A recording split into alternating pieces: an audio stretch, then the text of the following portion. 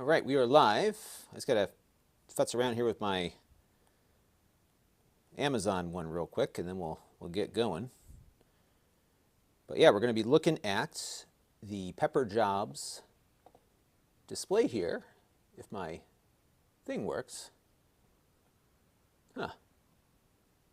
Input output error. Hang on a second. We got to figure out what's going on with this. Ugh. So I'm usually I stream to both Amazon and to YouTube at the same time, but my Amazon stream does not appear to be cooperating. So they may have changed my key. So let me just look at that real quick. So stand by, everybody. And we will get moving here in a minute or two. So yeah, so this is an external display. And this is something, give me a second here, I'm just looking at my settings. This is a display that has a built-in battery on it, so it powers itself, which allows it to be a little bit brighter. So that is something that I think might be of interest to some of you. Yeah, so it looks like I can't start my Amazon stream for some reason. So I've got the right address in there, I believe. RTMP live-amazon.com. Yeah, let me go in and edit this thing. So what this is that it's an external display that works with the Switch and with the Mac. And apparently the big deal on the Mac is that it can, believe it or not, allow you to use this as a touch screen on the Mac. So that's kind of its big feature that is not on others. And apparently it emulates the Mac touch display. So I don't think you'll get that on the iPad, but I have an iPad here that we'll try out. And it also works with, give me a second here, I'm just trying to figure out why this isn't working. It also works with the Nintendo Switch, apparently. And I think you might be able to plug the Switch in blind to it too, which is kind of cool. So give me a second here. I'm just a little discombobulated because usually I come down here, I hit a button, everything starts streaming, and my Amazon stream is not yet working. So let's get the chat up so we can say hello to some folks. And I'll be on until about 5 or so, maybe 4:45. Yeah, we'll cut it off. Maybe we'll cut it off at 4:30. So Eastern time, because I've got to take the dog out for a walk. We're losing daylight now because we're getting closer to the winter. Winter is coming, as they say. Let me make sure that this is working. Yeah, so I'm a little, usually I am a little more organized here, but we will get going here without too much trouble. Amazon might be just having a problem with their live thing right now because there are other people streaming live, but not this guy. Maybe it's a problem with the direct streaming thing. Let's see. And it's going. Nope. Last message repeated 23 times. Just looking to see what the errors are.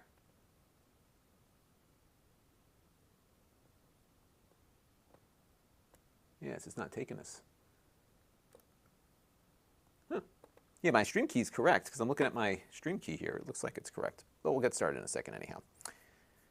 All right. Reese Edwards is here. William Wilkinson is here. Joe Tyson is here, as usual, from Apex, North Carolina.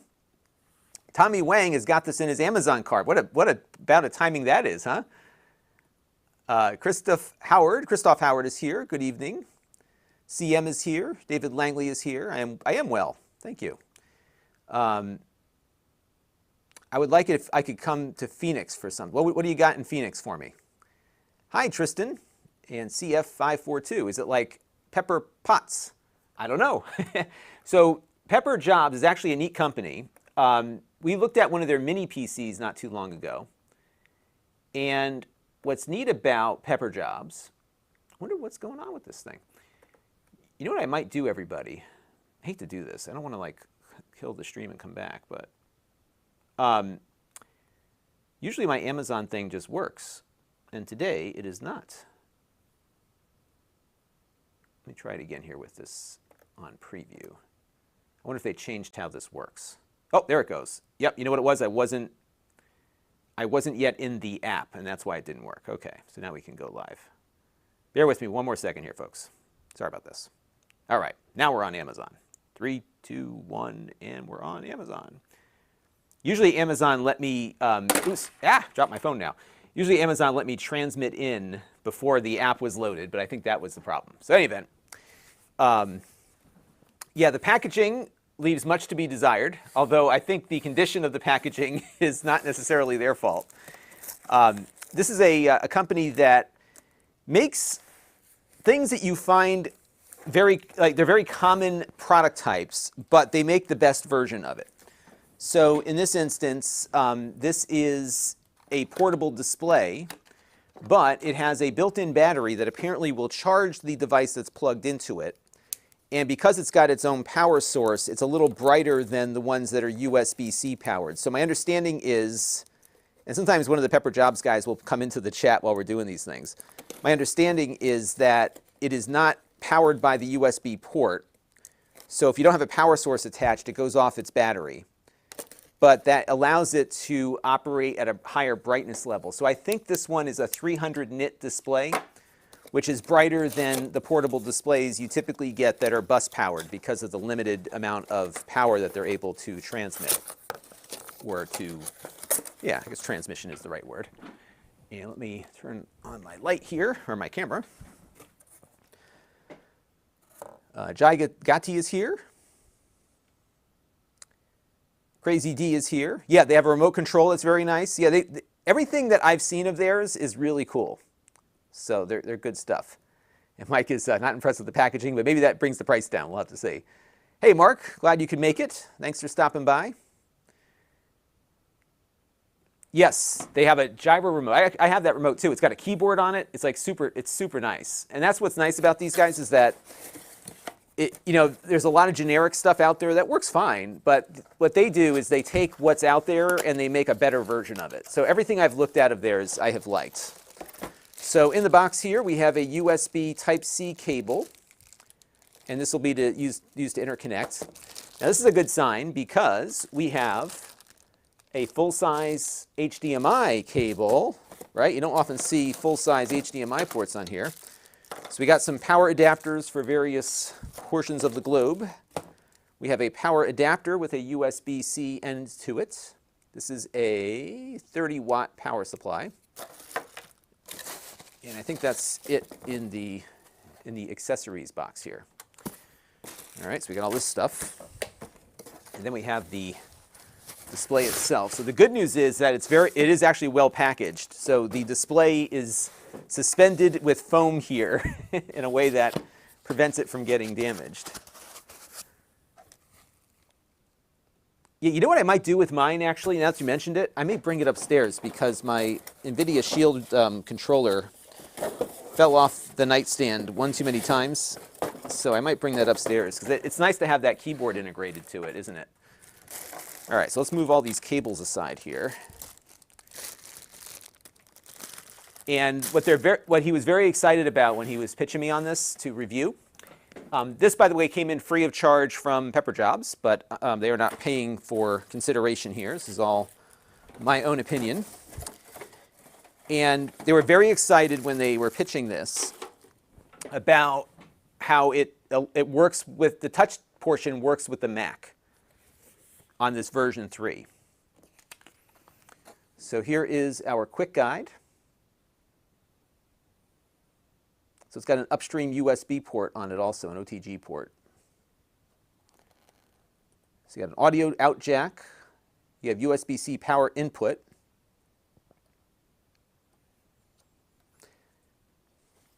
You have, okay, so there's a power input, which is the first one, 15 volts minimum. And then the lower port is the video input. All right? And then we've got the rest of the specs here. So 300 nits, 1080p, 60 hertz max.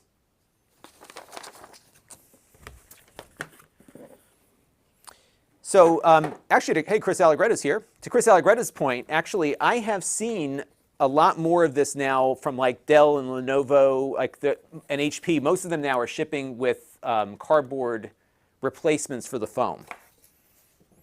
So we're starting to see that into the mix. And I'll tell you what, I get so much packaging here, it's crazy. I reuse as much of the packaging as I can, but you certainly fall into a lot of that. So here is the display. The one thing that drives me crazy about these displays is I'm not. People think I'm pretty smart, but I'm really not, and I have a hard time understanding how to fold these displays properly so that things don't flop around on me. I guess maybe it works like that. So there, actually looks pretty nice. So check it out on the ports. I like one thing already: full-size HDMI, so you don't have to have a micro connector. So you have an HDMI input, or you can run it from USB-C from your device, and then that's the power that goes in. I doubt this is charged, so we'll probably charge it. Now the other side, it has a volume rocker. Oops, let me give you the overhead. Oops, sorry. Has a volume rocker here, the power switch, and then this is a pass-through USB. So when this is connected to your computer, you could plug a mouse dongle into that. So it's almost like a mini hub, if you will. Is kind of how that works. All right, so let's turn it on and see how much battery is on this thing right now. And my understanding is that it will charge the device that's plugged into it. So this is not a computer. It is just a display. So no signal, 95% battery. So that's good. All right, let's see out of the gate. I don't think it's going to work this way, but I just want to try it and see what happens. So let's plug my switch in and see if it can power that. And what I might also do is just see if it takes power on the other side here. So the upper one is the power one, and I think it's labeled, yes, on the back here. I'll show you the back. On the back, it labels what these ports do. So actually, it's interesting. Both of these are labeled the same. So maybe it doesn't matter which port gets what. But we'll plug it into the upper one and see what we get there. All right, so let's arrange this way. And we'll just plug in the power to the upper one. All right, so now I plugged in power, and it's getting powered. And then let's plug in. So normally with these displays, my understanding is that with this one, it does not power. It needs the battery to be powered. So it won't get power from the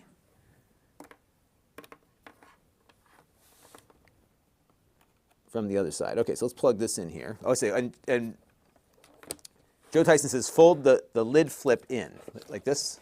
Oh, I see. Yep, that's probably how it goes. There we go. That's better. All right. Let me turn it back on. You just saw a menu pop up here too. All right, so I've pushed the button here. So what I'm learning as I go here, because I am kind of experiencing this for the first time as you are. So if I turn it on, we have, charging, battery, and you can pick which input gets selected. So it looks like, yeah, so either one of those USB inputs can provide video to it, and you have an HDMI input also. All right, so let's plug the switch in. I don't think this is going to work just like this, but it might. So let's see what happens. Oh, it is charging. So I'm turning this on. Oh, look at that. Wow. Hey, that's cool. So look at this. I'm just plugged in like this, and the switch is working. And somebody asked about, my daughter, she was playing Animal Crossing on it last. So this is awesome. I just plugged in the switch like this, and it's working. No dock. The switch is charging. Now what happens if I kill the power here? Let's try this. And it still works. And is the switch charging still? So the switch stopped charging, but it's at 100%. Let's plug this back in and see what we get. So it must pass through power. So what I'm not sure about is whether or not the switch is getting charged, but I'm at 100% already. But usually you see like a power connector pop up there, right? So it may not be getting charged from this. But still, that's pretty wild, huh? So let me unplug it real quick and see what we get. Okay, so now I unplugged it. And now let's plug it back in and see what happens here. So it's effectively the same as docking it, but I am not getting a charge out of here. So let's see. And I'm also not connecting to my Wi-Fi either. Let me see if, and it could just be, you know what, no, actually it is connected to the Wi-Fi, but it's attaching to the one upstairs. The one thing I noticed with the switch does not roam very well. So when it locks onto a Wi-Fi, it holds onto it. And if you have, like I have, like a number of access points, it doesn't hop to the next one. Believe it or not, roaming is on the client, not on the Wi-Fi. So Unify has these settings that you can make so that it will reject a minimum signal strength so that it forces the device to connect to another one. But that's pretty wild. Mike Blosser, thank you for the follow on Amazon. But yeah, it looks like it doesn't supply power to this device, but let's try something else. Okay, so that was the switch. And I'm going to make a list of things that I want to test with this. But that was pretty cool. I did not expect that. Now, he told me on the last version of this that was a thing that you could do is plug the switch in. So what I want to do now is just make sure that it still charges itself. So here's the switch power adapter. I just want to see what the normal condition is. Now I have a Gen 1 switch. So this switch is like the very first one. Oh, look at this. So you know what? It might have been charging it because it is not showing a charge at the top. So if I unplug it and plug the power back in, see, it gives me that indicator there, but that thing in the corner doesn't change. So let me see if there's a way to adjust or confirm that the power. I got to clean this screen. But yeah, it seems to work. Yeah, but this is a first generation switch, like the very first. I got this on launch day. As a matter of fact, when the switch came out, the very first product that I reviewed as a full-time reviewer was the Nintendo Switch. Mine happened to have come in that day. Let's try it again one more time. So I'm plugging it in. And let's look in the corner there and see if it gives me a power indicator. I think what's happening is that it's going away right before. So I'll have to try this and see. Switch. I'm pretty sure that we're getting power to it. Yeah, there's no way to like, it just doesn't show even when it's in the other mode there. But let's take a look. Let's play a little Virtua Racing here. Isn't that wild? It just plugs right in. I don't have to dock it. That is cool. And it's got a speaker built in. It doesn't sound like stereo speakers. It sounds like it's coming out of one side. But it's decent enough for what it is. But remember, and actually don't forget that if we unplugged power, it still works. So you could really, you could take this on the road. That's pretty cool. All right, David Dingus, thank you for the follow on Amazon. All right, let's see what else we got here. So we answered the question on speakers. Yeah, I agree, Mike. The internal packaging was much nicer, so that was good. Joe, yeah, so my preference, and Isaac and Kim, thank you for the follow. My preference typically is for a display that can be powered by the USB-C port. Although I could see the advantages of something like this because this is brighter. Oh, and I can even, this is only a 50% bright. Look at that. Wow. Yeah, so here's the brightness, here's the volume. And it's giving, these are indicators as to what is happening. So it's charging. And I guess the battery, oh, if I hit, what does that do? Oh, that might, I need to look that up. Hang on.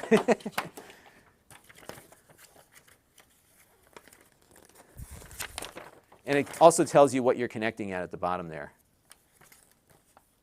Now I'm seeing in the corner, hang on. No, that's just part of the game.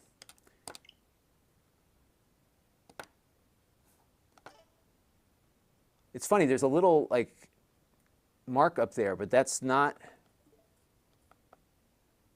yeah, it's not showing up. It's just, it must be the game doing that. It's interesting.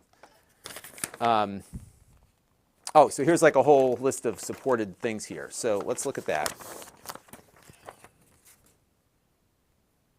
Yeah, it's very bright. So they rate this at 300 nits. Steam Deck. Oh, I forgot the Steam Deck. Let me go get my Steam Deck. We'll try that too. I'm betting you that it will. But let's get the Steam Deck. Here's my squeaky door. I just tripped over a box. But I will get my Steam Deck to confirm that. There's the other squeaky door. Maybe somebody should have me get some WD-40 on my shopping list. All right, so let's go down and plug the Steam Deck in a second here. Okay. Well, this is exciting. I was not expecting this to work as well as it does. Now, of course, when you have it docked, you have to disconnect your stuff. Now, on the list of compatibility, here is the full list of what works with it. So, and we'll plug a Windows computer in a minute. So the Nintendo Switch, you can plug in with USB-C or HDMI. You don't get touch, of course. No keyboard or mouse or thumb drive. Mac OS, the HDMI doesn't work, but you have USB-C, so it doesn't matter. And touch is also working on the Mac. Android, including DeX, you get touch. Oh, wait a minute. Yeah, no, it works with touch on Android, but not on iPad OS. And then you can plug the Raspberry Pi into the HDMI if you wanted to do that. And we'll try the Steam Deck here in a minute, which I know will work. But I'm wondering if the touch will work with it. So that'll be something to try. All right, so let's do a quick, oops. I know this is working, but it'd just be fun to play a game real quick. I forgot what starts the game. There we go. All right, here we go. Step on gas pedal. Yeah, it looks like it's, what I'm looking for here is just to see how it runs with one of these games at 60 hertz. It seems to works fine. Am I in the right gear here? Yeah, it looks great. Oh, yeah. Cool beans.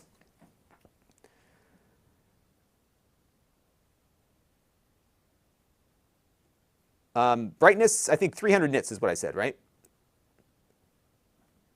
And Chris says, yes, and my doors are perfect for Halloween. The battery is not user replaceable, although I'd imagine you could take it apart. Romeric made it in. Hello there. Hey, Jeffrey Powers is joining us on Amazon. I spent some time with Jeff in New York City. We had a wonderful breakfast at a New York City diner. That was a nice visit. And Kozal Chiang, thank you for the follow. All right, so we tested that out. Let's try the Steam Deck now, which also needs a screen cleaning. The good news is I've got my whoosh now, so I can clean all these displays later. So we'll power it on. And this is a good opportunity to check in on my missions on No Man's Sky. So let's jump into that. I pretty much have a Steam Deck, and all I play is one game on it. All right, so we'll play the Steam Deck. And I'll let the game load up, so we'll see what happens. David wants to know, does it work with Samsung phones? As a matter of fact, I've got one right here. So let's try it out. And this one might need a charge, although I think it will get a charge when it's plugged in. Let's see. Yeah, so it's getting a charge through the display. And I think the battery is likely dead. Yeah, it's totally dead. So we got to let this charge up for a minute. So let me get another cable out that way I can plug it in with. But yeah, according to the instructions here, it will work with DeX. So DeX and Android, and it will work with touch. But you have to have on the phone, and I think all the Samsung phones support this, that your phone needs to have USB display alt mode on it for it to function properly. And let's see if it's coming back up here. Yeah, you know what I'm going to do? I'm going to charge this in the intervening moments here. So let me find a charger that I can plug this into real quick, and then we'll try out the Steam Deck. And so what we'll do is we will... By the way, the more I use the Steam Deck, the more I am sold on it. I think they did a fantastic job with this. And I already did a review on it, but I almost feel like coming back and talking about all the things that Valve did that didn't work out, and how all of those misses turned into a very viable hit with the Steam Deck, right? So like you look at the Valve controllers, you look at Steam OS and the Steam machines, like all of that came together in the end, and that was because they stuck with it, right? Like that's what made it all happen, was that they were persistent. So we will get this Samsung phone charged up here, and once it is charged, we will see how it works. Okay, so here we are in No Man's Sky. Okay, so now we've got the game running on here. Now, what I'm curious about is whether or not this will provide enough power to the Steam Deck. Yeah, so it doesn't.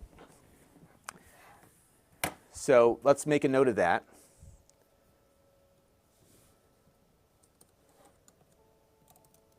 Steam Deck works, but slow charger warning. Now, does the touch work? Oh my gosh, the touch, I just touched it and it worked. So hang on, look at that. So you get touch on that. Now this is running at 1080 at 60 hertz. It looks a little fuzzy though, so I don't know. No, it looks okay. Yeah, it must have some automatic settings that it defaults back to. But yeah, it works fine.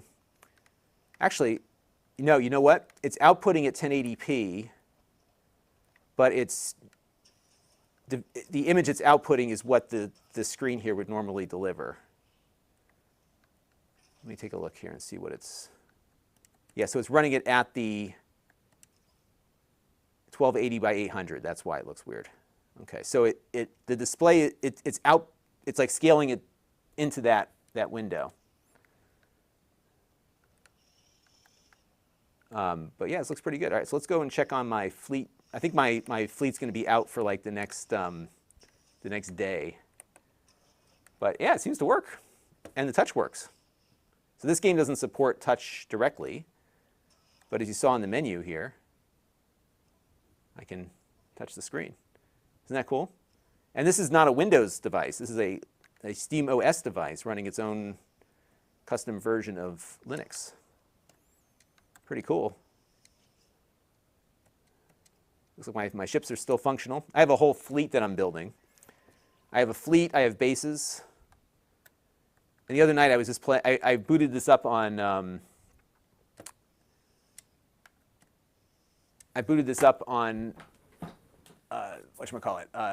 GeForce Now.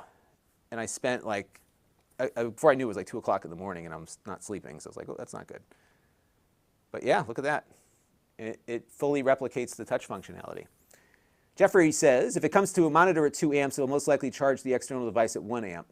Yeah, I don't know what the output is. The power adapter it came with gives out a maximum of 30 watts, but I'm not sure what I'm guessing it's probably in the 2 amp territory, which would give you that slow charging warning.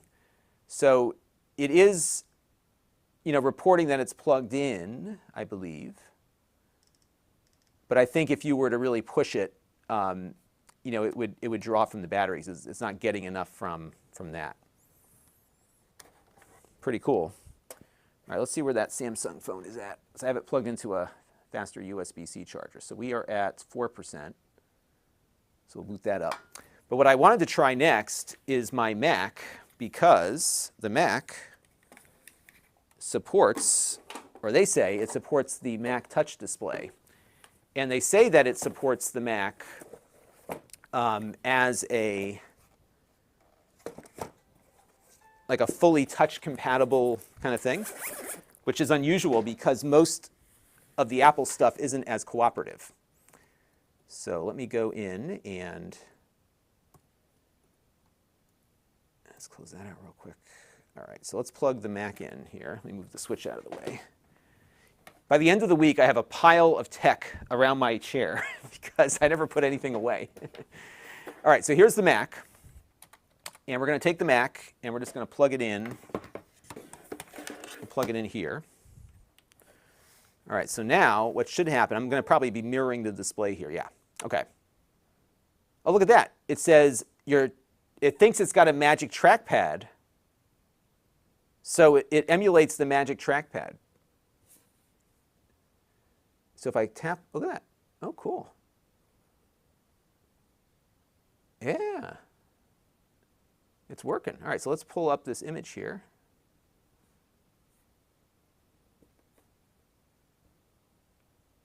And let me go, oops, let's see how this is going to work here. Yeah, so it's a little flaky when it comes to like dragging screens around and stuff, but can we, oops, sorry. It's that's where I always struggle with this stuff. Yeah. I hate these, I'm probably not doing it right, so I need to look at the instructions there. But can it, because it's supposed to do like,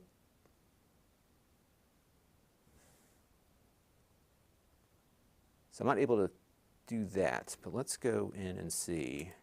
Because if I go on the Mac here, so I can, so the gestures here are not getting recognized, but let's see if,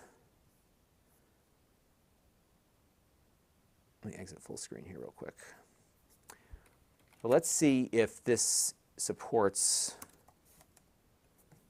let's go and look at the trackpad settings here. So trackpad.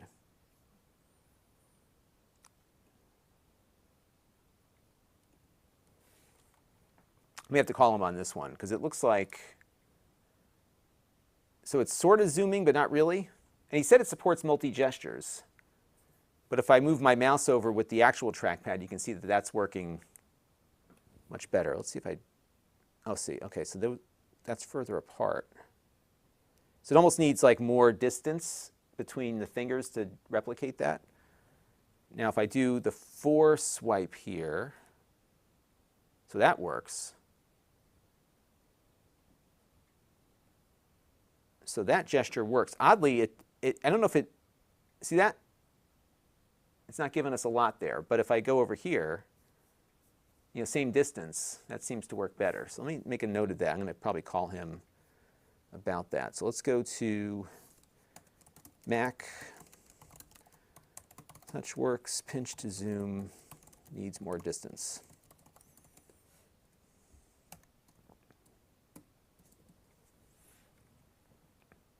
But pretty cool.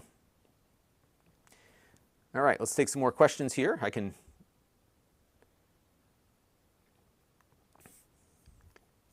grab some here. Let's take. So I'm such a trackpad guy though, so it's hard for me to just go to that touch screen. Check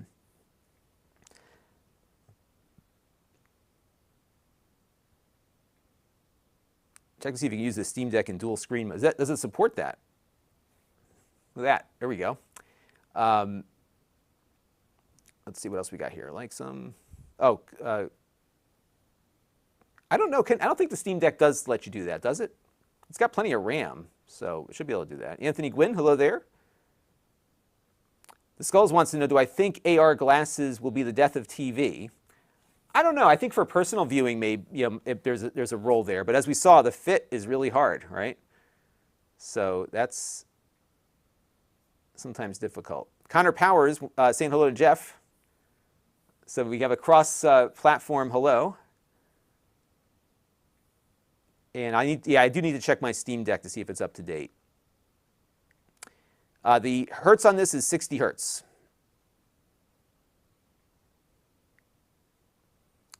And I have an Amazon link in the description, I believe, so you should be able to go right to Amazon. So I can go Lon.TV, Amazon Live. Or you go Lon.TV, Amazon Live, you can see it right in there. So we've got it right here. It'll take you right over to the Amazon page. But it does work, as they said. The touch works on the Mac. So that's cool. Shall we try an iPad now? I got an iPad here. And it still has a charge, believe it or not. Give me a second to log back into it.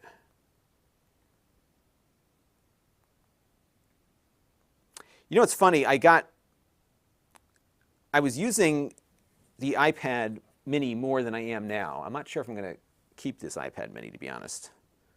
All right, so we're going to unplug the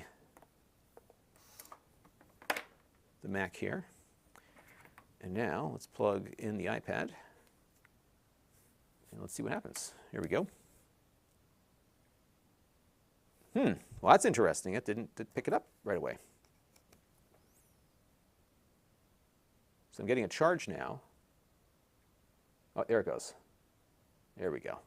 Now, touch does not work with the iPad. So it did work on the Mac, which is interesting because, actually, you know what? Does it? Oh, yeah. Okay, so this needs a little bit of work, and it's probably hard to see. So look at this little dot right here. Let me zoom in on it. So it doesn't support touch on the iPad, but because it sees this as a Magic trackpad, you see that little thing moving? So that's the mouse functionality.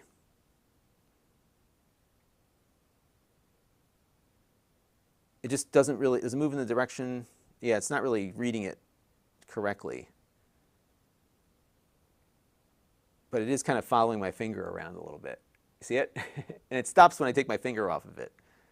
So there may be some potential with a firmware update.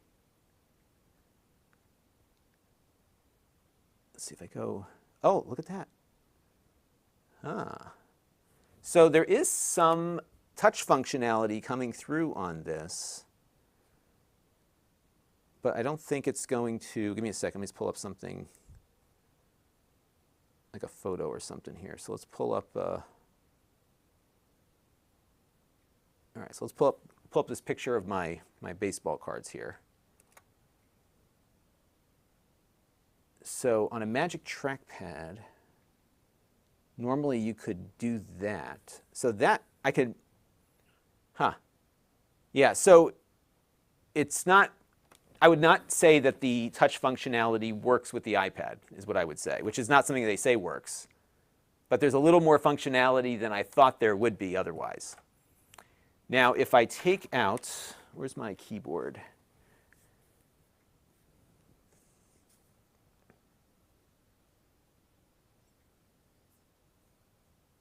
Give me a second here. Ferdinand says the touchscreen works like a democracy. Yes, slow and dependable. TrapExit has the 13-inch version of it, nicest portable monitor he has. And I would agree. I found that these Pepper Jobs products, and we've looked at a bunch of them now. So we've looked at their mini PC, and they made a really neat mini PC a couple of years back. And what it did is it was designed to maximize the processor 24/7, in that it was running at full blast all the time. And it performed a lot better than mini PCs with the same chip in them that didn't have as aggressive as a cooling solution. So it had a much better performance envelope, if you will. So that worked really well. Richard San Diego is asking, can I buy a 15.6-inch Chromebook? Oh, yes, you could buy a Chromebook for less, yes.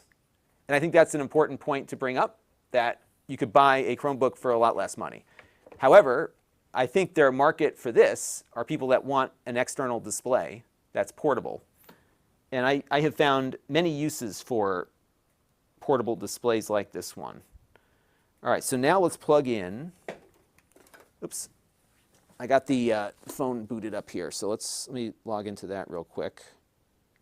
I'll verify my retinas here. Oops. Oops. Hang on, I got to just get into this thing.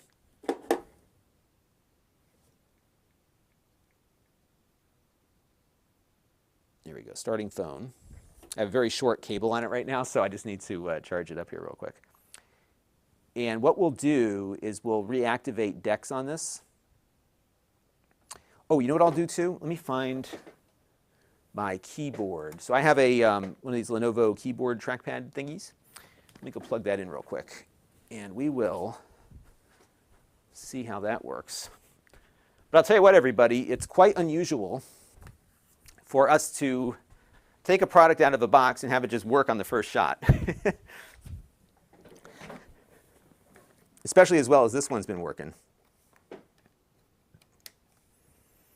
Mark's got a good point. It's all about scale, right? Interesting. Yeah, and I have a Windows laptop that I will plug into this also in a minute, and we'll see how the multi-touch works there. All right, so now I've got this Lenovo keyboard, and it's got a USB dongle, and I am going to plug that dongle into the side of the monitor here, where there's a USB-A connector. So now we got that plugged in. My phone is booted. How much juice do I have here? And I'm going to go into the HDMI settings. And we're going to go to HDMI mode. We're going to go back to DeX on this. Perfect, okay. All right, so now I'm going to unplug the phone from the power adapter here. We're going to plug it into the display. Now it's going to get a charge from the display. And there we go. This thing was dead about 10 minutes ago, and it's already at 18%. So that's pretty helpful.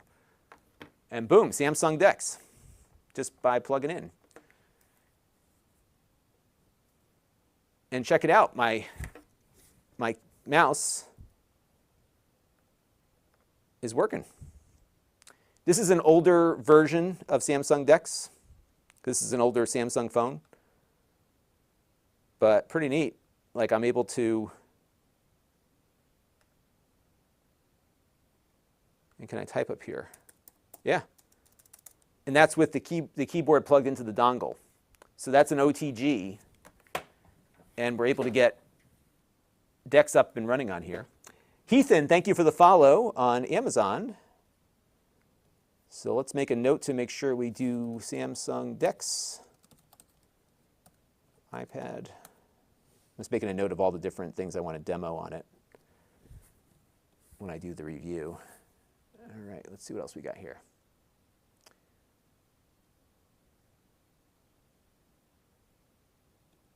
So, oh yeah, there's more on this thing. 3D sound, crosshair, game mode, eye protection. Let's see if there's anything other stuff here. So, and these controls are all touch-based, by the way. Isn't that cool? English, OSD, info, image. So yeah, there's an HDR. Put on auto. Huh, we'll try that out in a minute. Color effect. It's got a couple different color modes that you can assign to it. What's that do? Exits. Okay. But isn't it nice you don't have to futz around with like a with a little arrow thing? You just touch.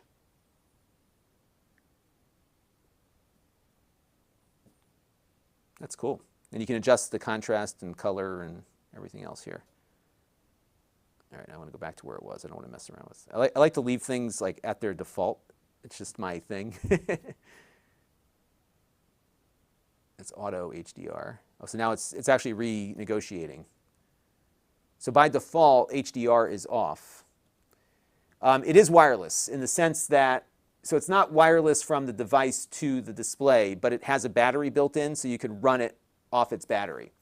Now the battery life, they're saying, is 6 hours with a device that's charging in it, 4 hours with a device charging. So if I were to disconnect the power cable here, it will power the phone and the display for around 4 hours. But it kind of depends on how much charge the phone needs too. So that's kind of part of it. But you could, yeah, so that's how that works. John T. Davis, thank you for the follow on Amazon. So let me go get my Windows laptop real quick. And I think I have a tool that can measure multi-touch on the Windows side. Now, where did my Windows laptop go? It was right there earlier. Bear with me, folks. There it is.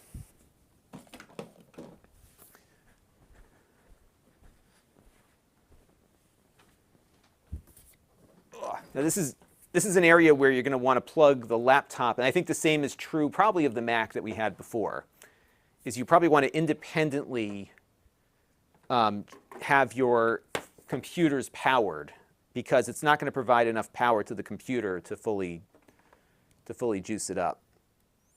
Wasn't that neat, though, that keyboard worked as well as it did? I think that was pretty cool. How about heat? It doesn't feel that warm at all. It's got a little bit of warm down in the lower bezel here, which I would expect, but it's not terribly hot. Chromecast, that's a good idea. Let's try that next. I got one in the closet there. I'll pull that out in a second. Good idea. Okay, what about a multi-touch Android app? So I can turn off DeX, and we'll just go into regular. So I go to regular HDMI mode, we can switch over. So I'm going to select that, and I'm going to go to HDMI mode, and we'll just do screen mirroring here. So now we've got that, and let me see. Let's find some kind of multi-touch thing that we can try. This is an older version of.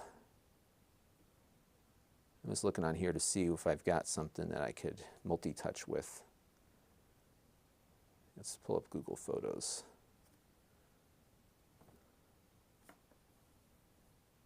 All right, so getting your photos. Let's find one that I can.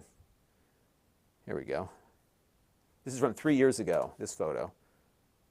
Yeah, so that works much better. And then I can, yeah, fix that lighting there. Now, if I rotate the display here, let me try that real quick and see what, let's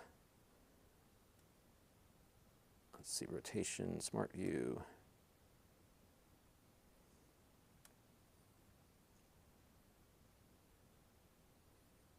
This one doesn't have a rotation lock, does it? It's portrait, auto rotate, there we go. Okay, so let's try that. Yep, so if I rotate the display, and I'll just swipe up here.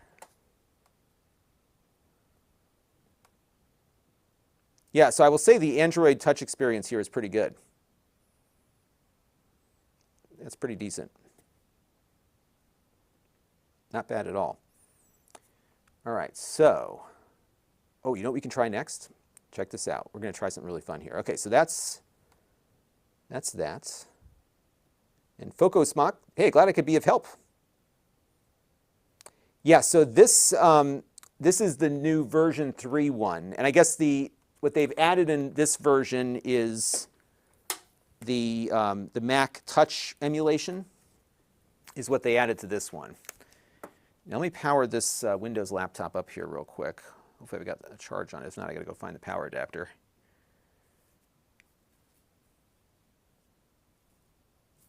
And we'll see what we can do on this.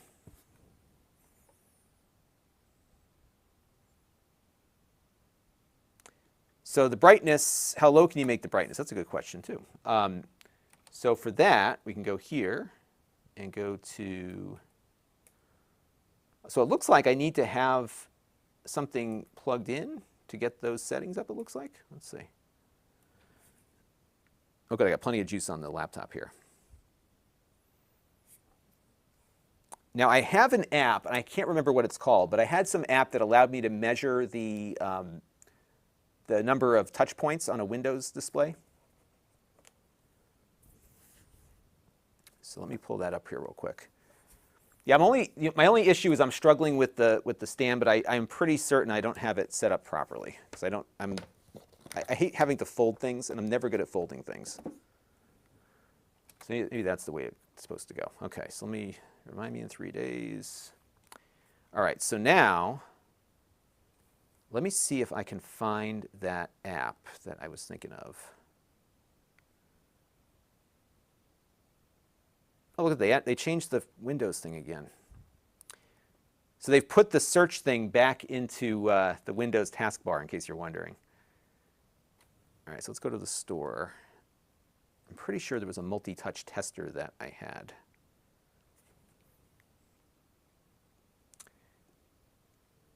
So that's a good question from Aaron. Aaron's got some great questions today, so let's take a look at that when we plug the computer in. All right, so we've got this in here. And now what I'm going to do is go and find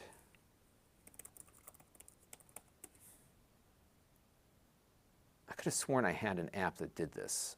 Multi-touch.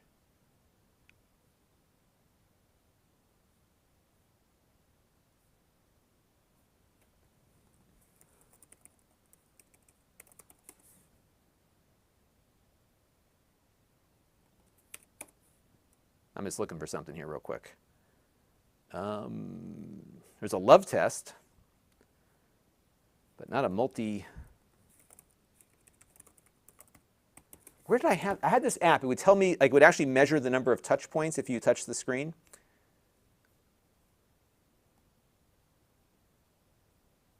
Maybe it might be on a website. Let me just do that real quick. So in the meantime, why don't we plug it in? All right, so I'm connecting to the laptop. And there we go. Now, this machine, it's just going to mirror its display initially. But it is picking up my fingers here, as you can see. And I got to move some things around. I don't have a very big desk here, so. But let me check that flickering question first. And what I'm going to do is just, I'm going to extend my display. So I'm going to go Display Settings, and I'm going to go and do multiple displays. Go back up here. Yeah, duplicate, extend these displays. Okay, so now I'm going to extend. So now I have, let's keep changes. So now I've got this, and I can move that around, of course. And let's move this out of the way here real quick. All right, so that's working this is kind of working as I would expect. Now, there's no drivers here either for any of this stuff. It just works. So it must have some kind of detection as to what it's being connected to. Now, like the Steam Deck before, the laptop is not charging. But that's because it's not able to get enough power out of it. Now, let's take the keyboard out here. And that's working too. So with that USB pass-through, it's working back to there.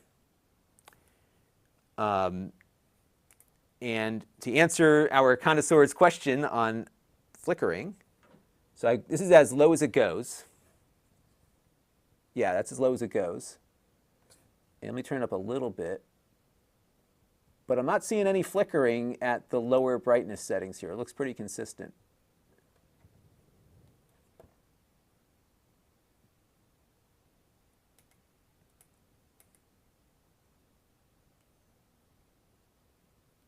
Yeah, it looks pretty consistent. All right, so now we need to figure out, I got to find that app real quick. Let me go and do a search for that.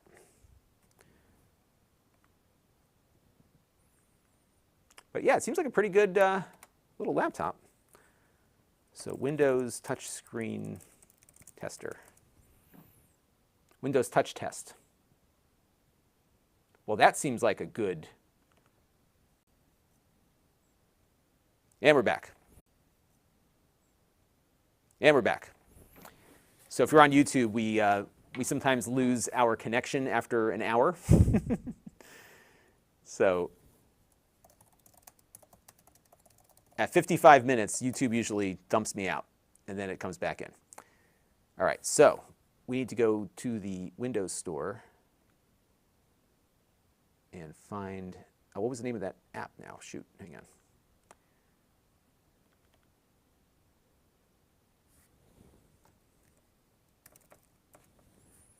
Multi-touch test is what it's called. Multi-touch test. Where is it? Does it not work on Windows 11? I got some Bible thing here, but not, huh. All right.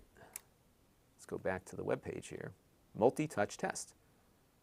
This was from 10 years ago, so maybe it's no longer. Oh, this is from mobile devices. That's why. Okay, hang on. Fast, yes. A small program. Okay, let's see what, hopefully this doesn't like install a virus in my computer. Is my touchscreen okay, x64? Yep, I'm going to put some faith into this thing. Let's see. Okay, it downloaded it.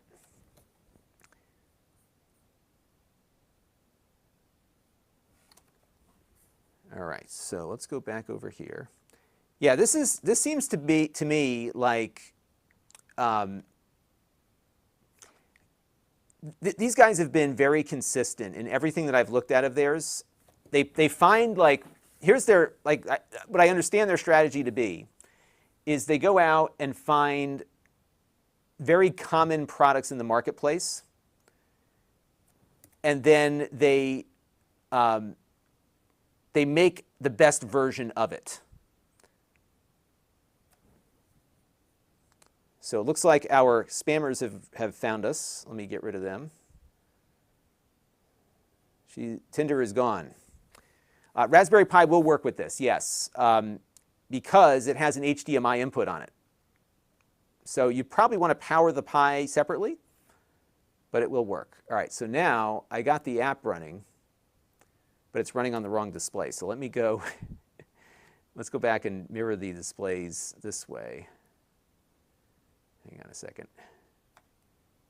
All right, so let's go to settings. But I think for a lot of Switch owners, this is kind of like a no-brainer. It's like plug it in and it just works, which I think is pretty awesome. All right, so, and actually what I'm going to do as a test, I'm going to run my Switch's battery down a bit. So I'm going to just have it.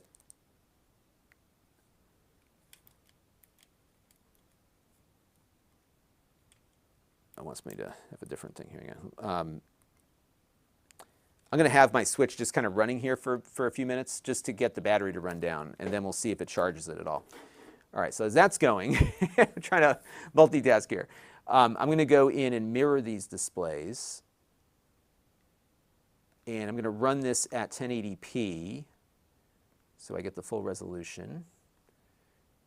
And now what I'm going to do is go and we're going to run that multi-screen tester thing. So is my touch screen okay? All right, so there we go. This is a small program, but an effective solution. Touch your touch screen with one or more fingers. There we go. So it's got 5 here. Yep. So it seems like it's working. So there's 5 and 5. You can't see my thumb here, but it is working.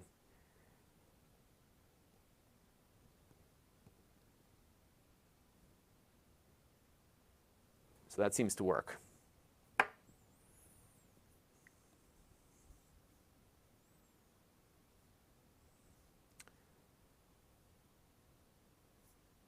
All right.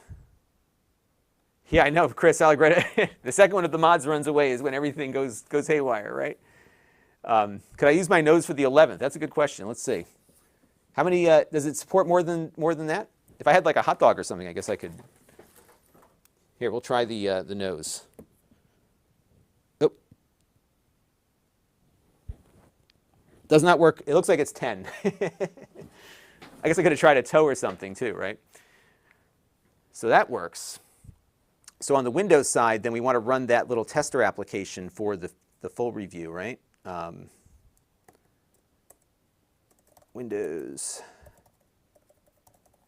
multi-touch. That works pretty good. And then I think we'll also try, this is going to be a video where it's just like, let's just go bang out a whole bunch of stuff. I probably should have recorded B-roll. It probably would have been more efficient to do it all at once here. And we're also going to try the, I guess I could probably do B-roll now, couldn't I? Let's do the Google Chromecast. So let's grab that real quick out of my bin of items here. Is it not in there? Here it is. Is that? Okay. Now what I'm going to experiment here with the Chromecast. I have the Google Chromecast with Google TV. And what I want to see is if we can power it through the power port here. So let's disconnect that. All right, so now I'm going to plug. Now here's what's cool about this thing, is that it has a full-size HDMI port here on the side. So you don't have to adapt it to anything.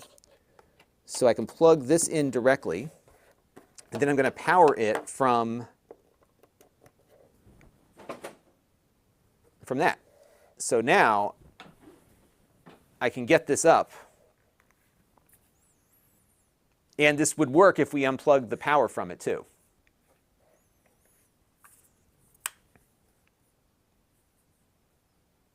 All right, let's see what happens.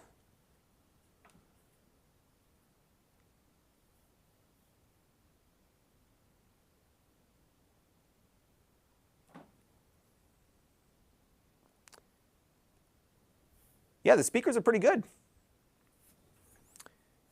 Yes, I don't think it's a stereo speaker. I think it's just one speaker on the side, but it sounds halfway decent. All right, so now this is taking a minute to load just because the Google TV is not the fastest thing in the world. We'll let that come up and then we'll see how that works. So, excuse me, so if I unplug terrestrial power here, so now what we're running now completely wirelessly, in that although there's a wire connecting the Chromecast is being powered by the battery that's also powering the display. And it is running on battery at 96% power here, so we'll see how long that runs for.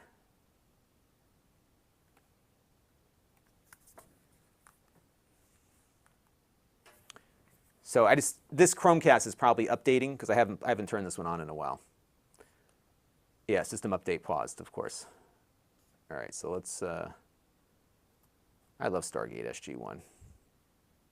See what they do to me? Like, they just know how they can push my buttons. Oh, Stargate's on TV right now. Why don't you watch Stargate? All right, so let's go to. So Netflix actually has Creative Commons stuff that I can watch on here.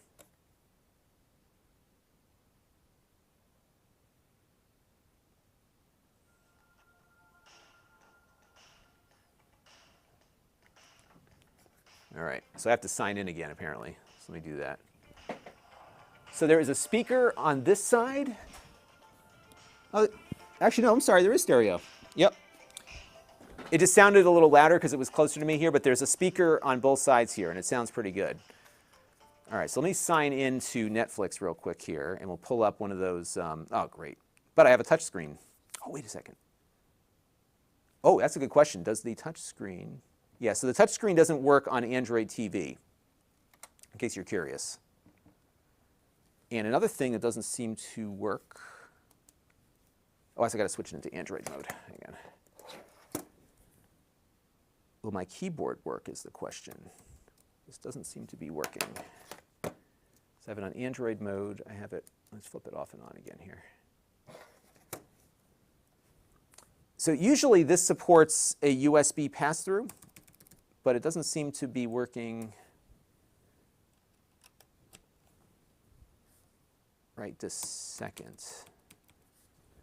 because I have this in its Android mode. And generally, I found this does work as a Bluetooth device, so maybe that's why it's not working, is it maybe only works over Bluetooth. All right, so we'll come back to that. But I'm going to do the sign in from the web, which will be a little quicker than having to use my remote here. So bear with me for 1 second. Does USB pass through? So that's probably what it is that it does pass through normally, but I wonder, there could just be a reason why it doesn't support it based on how it's powering it. I don't know, because we've done USB pass-through on this because I did Ethernet through this that way. But, all right, so let's go Netflix.com, TV8.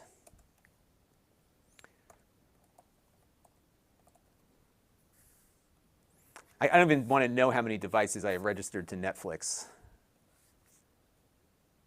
Okay, there we go.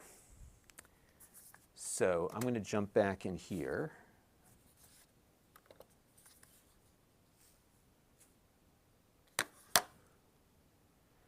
Yeah, normally this would support pass-through of USB devices. So I think, I'm not sure what the reason is. Yeah, because that's definitely not working. And if I go into my history, try not to get thrown off of the platform here. Let me do a search, Creative Commons, Netflix. So Netflix open content, by the way, is what you want to look for. And there is a show here called Meridian that I like to test with this. So let's look for that real quick. So we'll do, oh, here it is. I already have it on my list, Meridian. And let's resume. HDR. Let's set that up real quick. Image, HDR. Oh, HDR is on auto. Okay, so let's see what we get when we start it. Oh, it's playing right now. Okay. Now, I don't know if it's giving me any HDR. It's hard to say.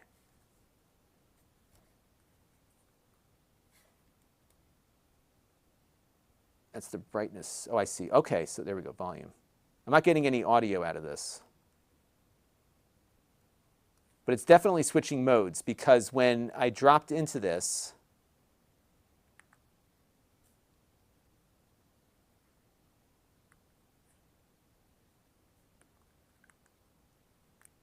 let's go back to the beginning. I almost wonder if it doesn't pass audio through when it's in HDR mode.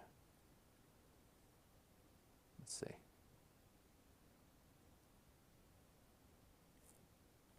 All right, let's turn the HDR off. So let me jump back out. Because I had it on auto. So let's go over to Image, HDR off. And let's try playing it again.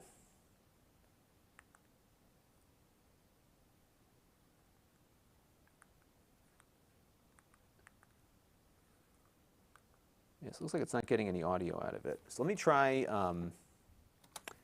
YouTube. We'll go to my YouTube channel real quick and see what we get there. And I'm also running out of storage space on this thing, so I have to clear out some storage. So let me go over to that real quick.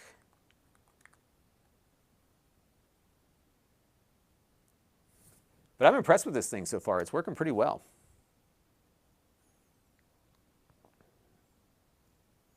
I probably should plug my Shield in, which might perform a little better. All right, so here's my live stream as it happens. Oh, look at that. This is now. Is this then? No, this is now, right? Do you all remember that? But I'm impressed with this thing so far. It's working pretty well. So that works. So it must be a Netflix thing. So about 30 seconds behind on that. All right, so here's preparing to fast forward. Here's my live stream as it happens. Oh, look at that. This is now. Is this then? No, this is now, right? When will then be now? Just now. Does the monitor have built-in adjustments for audio? So I don't think so. I think you can just adjust the volume on it. That's the only option I see there. All right, so that works. So let's see why the Netflix thing wasn't working.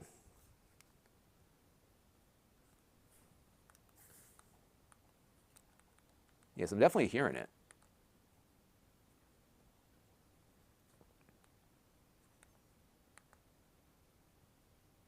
Yeah, so now that I turned off the HDR option, it doesn't provide me with HDR up there.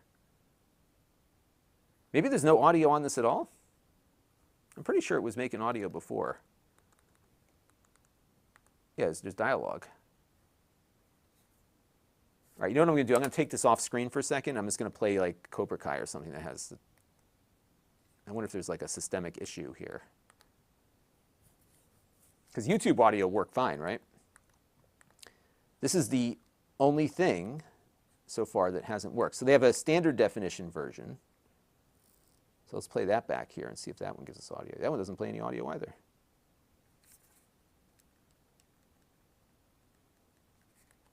Now, is it just this or is it other stuff? All right, so that's that. Let's go back a notch here. Let's go Cobra Kai real quick. All right, so let's try Cobra Kai. I wonder if it's like the 5.1 channel audio that doesn't work.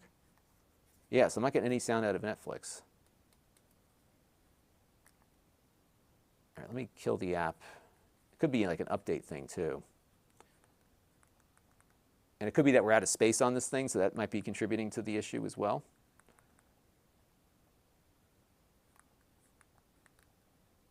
I'm just going to poke around in here for a second and see if... let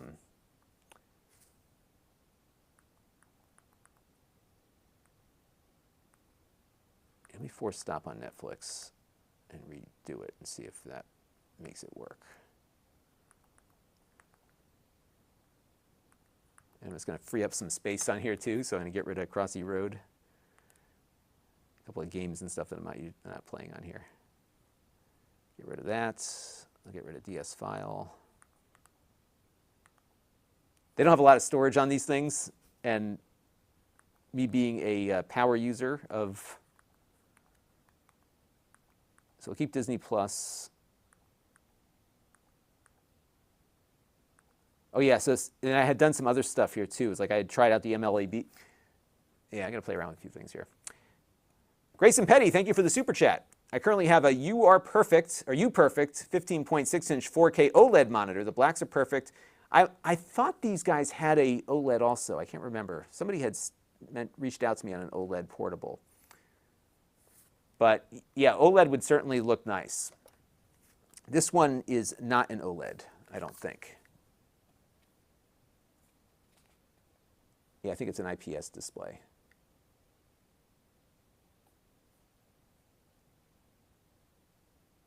Yeah, 10-point capacitive touch.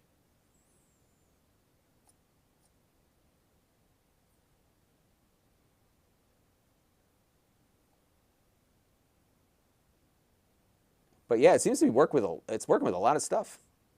It's IPS. 15.6-inch IPS, and it supports HDR. All right, so I'm going to kill Nest here. Actually, Nest is like built into this, isn't it? RetroArch was taking up a lot of space here too. Let's uninstall that. We'll free up some space. I'm just curious why the audio is not working on Netflix. Yeah, I think it would be costly and definitely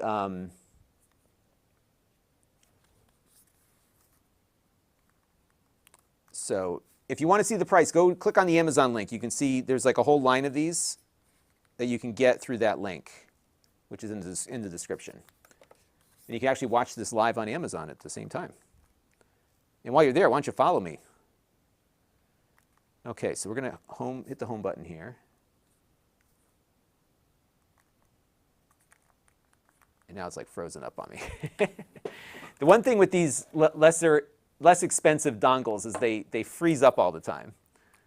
So I'm probably good. And now that we found that there's some issues here with Netflix, we're going to have to see if it's just this device or if it's Netflix on every device, right? but I'm loading up Netflix from scratch. And it could be like a DRM thing too, I don't know.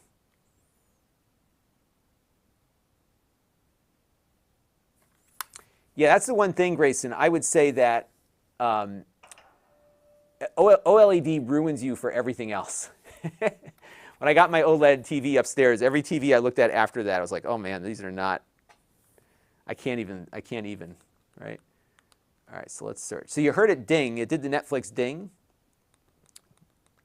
This is another one called Sparks that is also a, okay, that's working now. Okay. Must have been a glitch. That's working fine.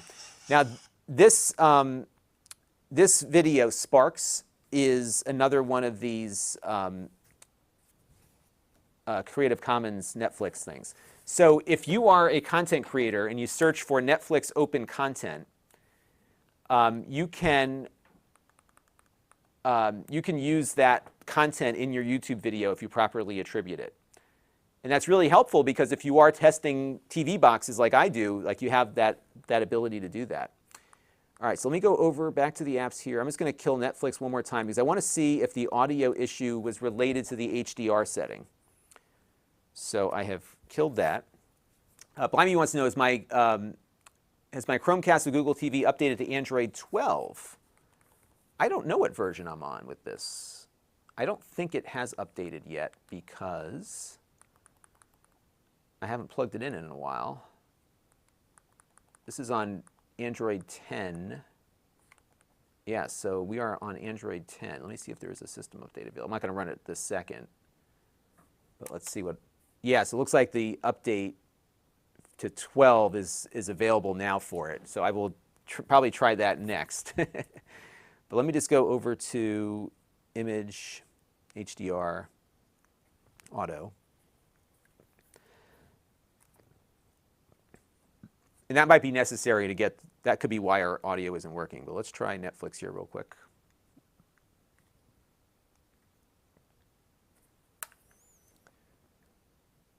And Robert says, try subtitle and audio language tab. Choose wisely. Yes, that could be it too. All right, so we got the Netflix ding there.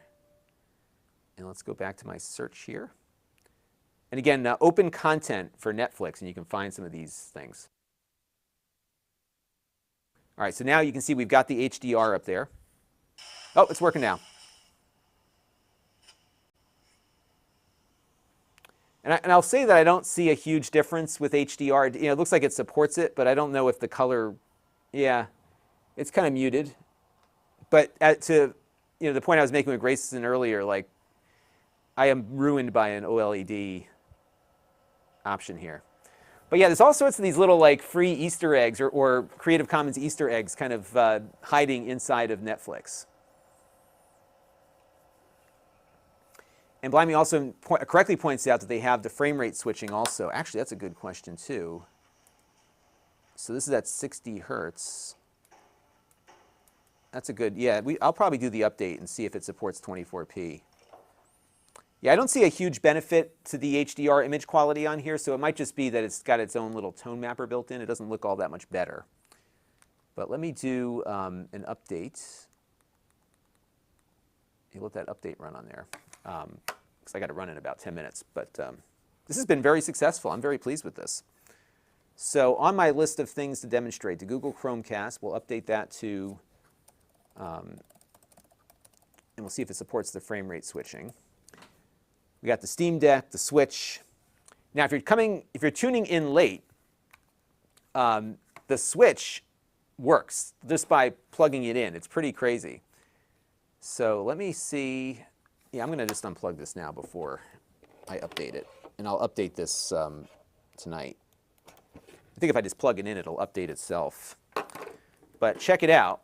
So here's my Switch. Oh, it turned itself off. Great. Hang on. All right, so now the battery's at 95%, so this will at least give us an idea. So I'm going to plug in the Switch now on the bottom. So you don't need a dock with it. If you plug in your Switch, it just works. And it will switch, hopefully. There it goes. And you do need to have a controller. connected. Oh, it is charging. See that? So now we're getting a charge up there.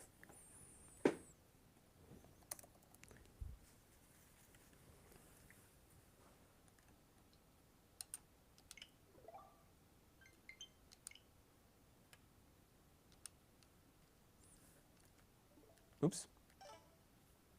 Yeah. It looks great.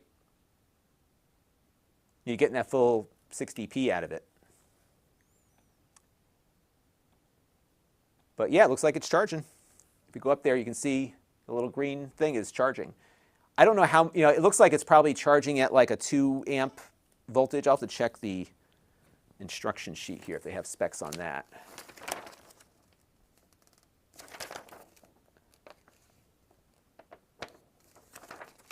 I'm just looking through the instruction sheet here.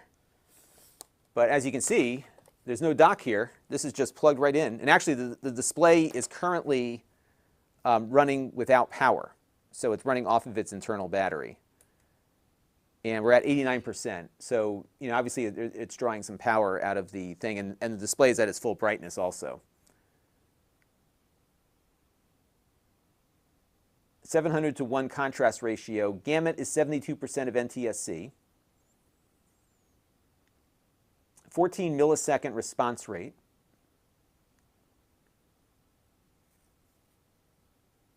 What I don't have is how much power it outputs.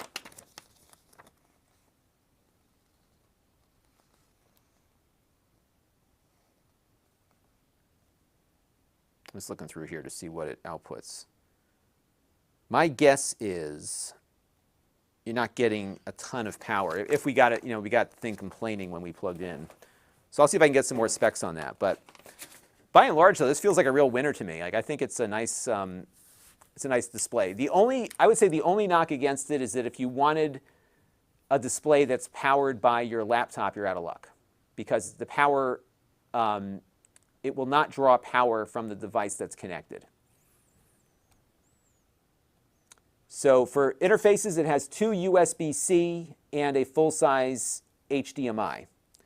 And you can plug power into one of the USB-Cs, or it'll run off its internal battery. So right now we are charging the switch through the port here, and the switch is sending video back over. So yeah, so it's a little different than some of your other displays. I'll confirm that with them just to make sure I'm correct about it. But I think the power has to come from its battery or from it being plugged in to one of the USB-C ports. But the advantage of that is that it's brighter. So this is running at 300 nits, which is, I think, about 100 nits brighter than a lot of the USB-C displays that you might get. I don't think it is PAL compatible. Let's see. I don't know what the supported resolutions are. I would imagine it probably works with PAL. The color gamut is 72% of NTSC. So it's not going to be an accurate color thing, but it looks like our spammer came back. Do people actually click on these things? That's what I wonder. Yeah, the bots always find their way over here, Ham Radio, for sure. You could probably run your Ham Shack off of one of these displays, too. How about that? Yeah, we're running on, could you run this off of a yes. So if you had a battery pack that could deliver USB-C power, you could use that as a secondary power source. But there is a battery inside, which is what is running it right now and charging the switch here. So we're still getting a charge. So that's pretty neat.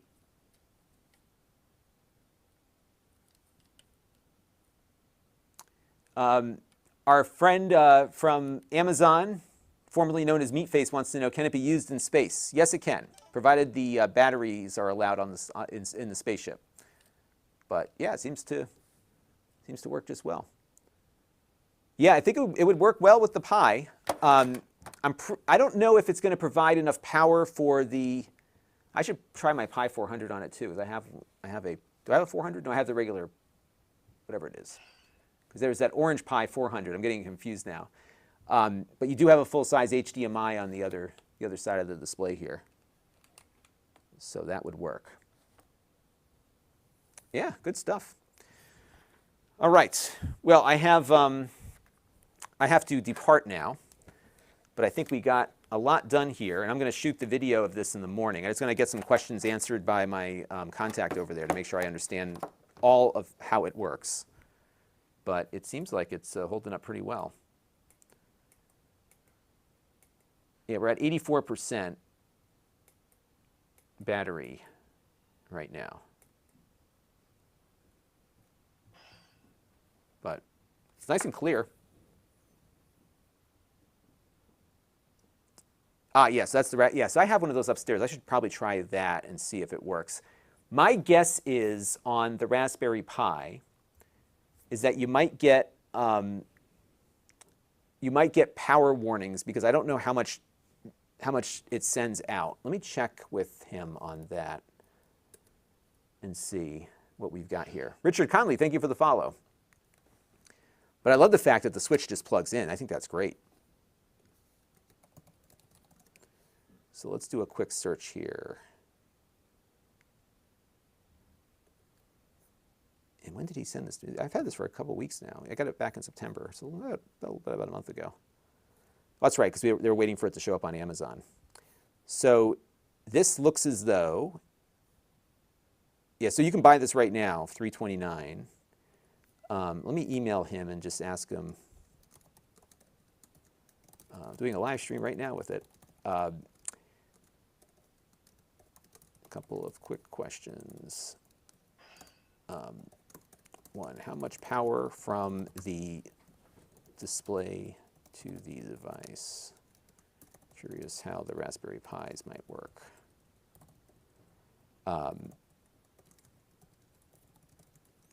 Two, the other question is on the Mac, noticing I need greater distance between fingers for pinch to zoom. Is this due to scaling it up for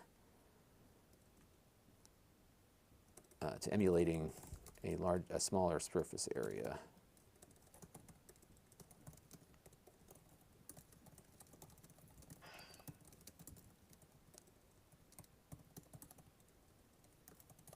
All right, I think those are the two big questions, right? Because we got everything else. I think we pretty much had covered here. And then three, noticed that. Oh, you know what we didn't try is I'm going to unplug this real quick. All right, so unplug that real quick. Oh, three, confirm that display either needs battery or have power attached to operate. It won't draw power from the connected device, correct. Let's plug in the iPads. I just want to see if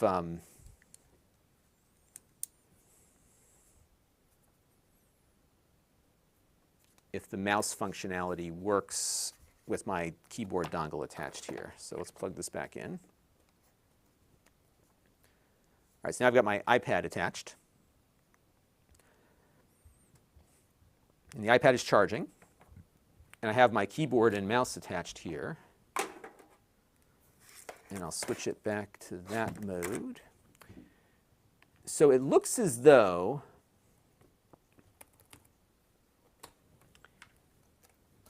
the USB pass-through does not appear to work.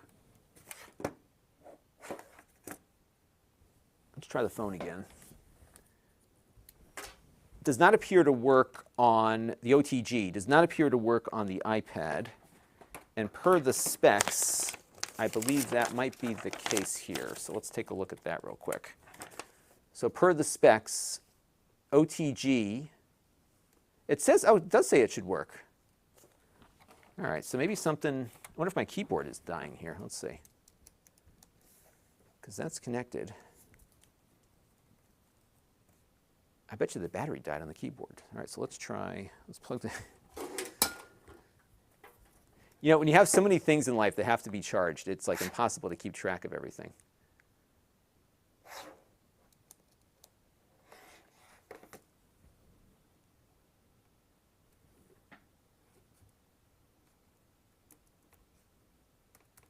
All right, that doesn't seem to be working. So let me go back to the phone.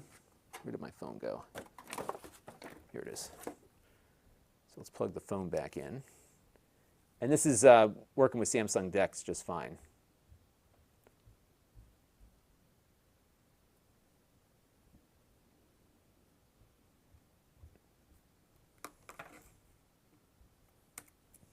You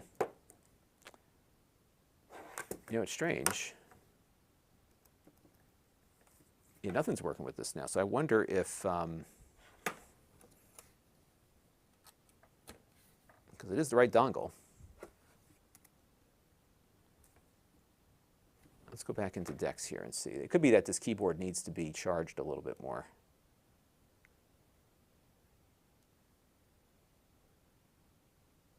All right, so I'm going to switch it back into DeX mode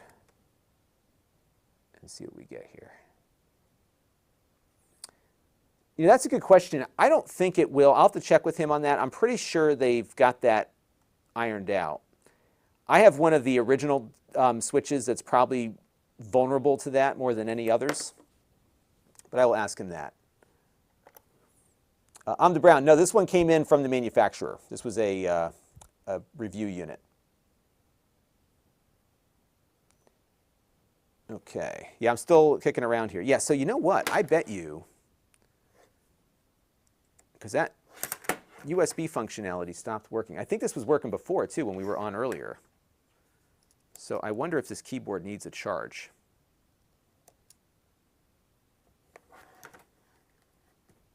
Because this worked before. Yeah, so I'm going to let this charge up a bit and see what we get. But that will... We'll have to explore that. Yeah, unplug and plug. Yeah, I did that. It didn't seem to address the issue at all, but let's try it one more time. I wonder if that port just died on us, or if my dongle died.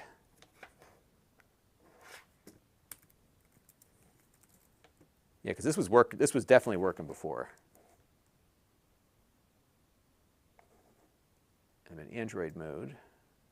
Oh, wait a minute. Yep, there we go. Ha!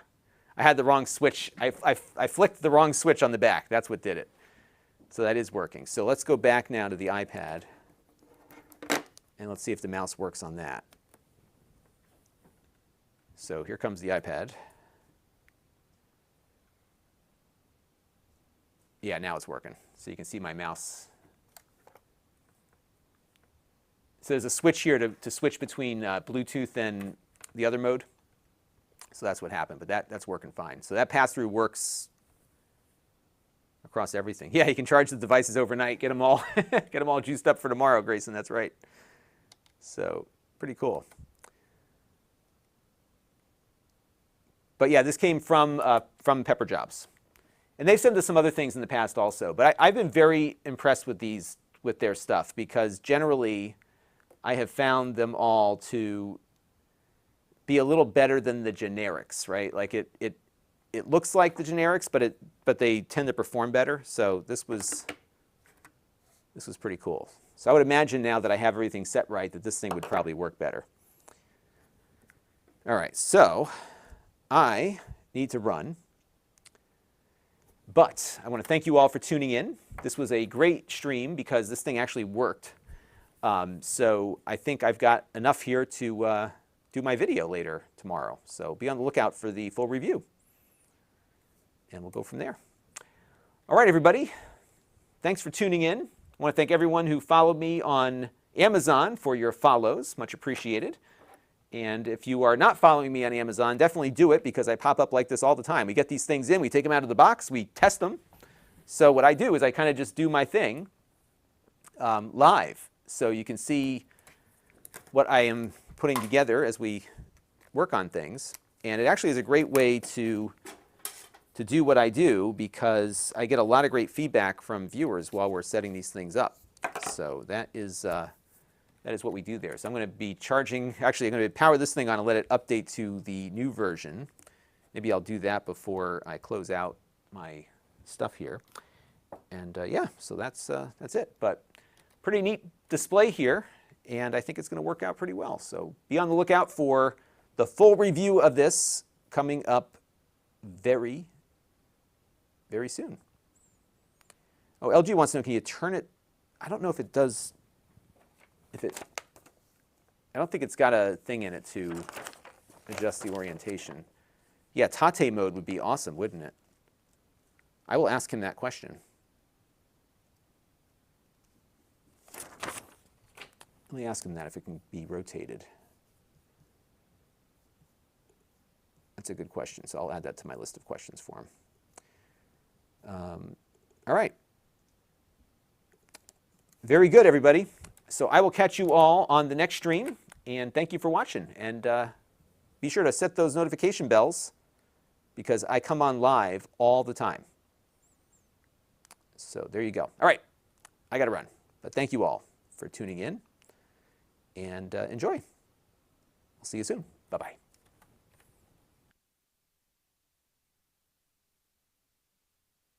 Seven 3, Joe Tyson.